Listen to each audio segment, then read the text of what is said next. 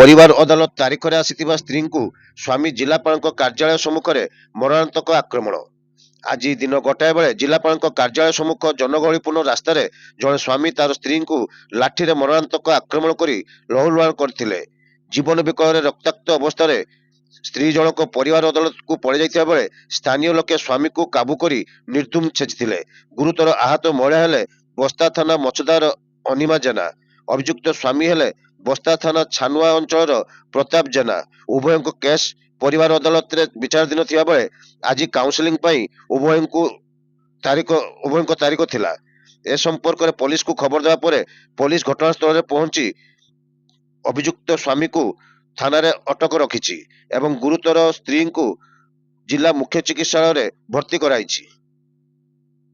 Chakradhar Mahanti advocate Baleshwar. आज परिवार अदालत रे मोर गोटे केस थिला। मो झियो तरफ अच्छी एवं से झियो होची अनिमा जेना। तांकर बाप घर होची मछदा बस्ता थाना अंडर रे एवं तांकर सासू घर होची छानुआ। तांकर स्वामी ना होची प्रताप जेना। तांको झियो डिवोर्स केस फाइल करछि फैमिली जज रे 31 रे एवं पुओ से केस रे मध्ये हाजर हेछि।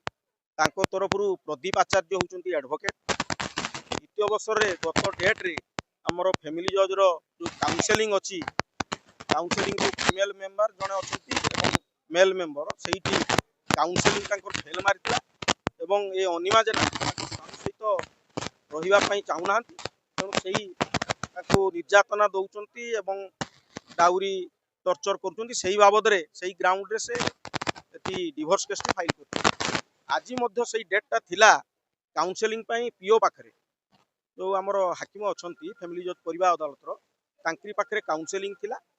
से आसिकी मु तांको तरफरु हाजर देई रेकर्ड रे मध्य से दस्तखत कले।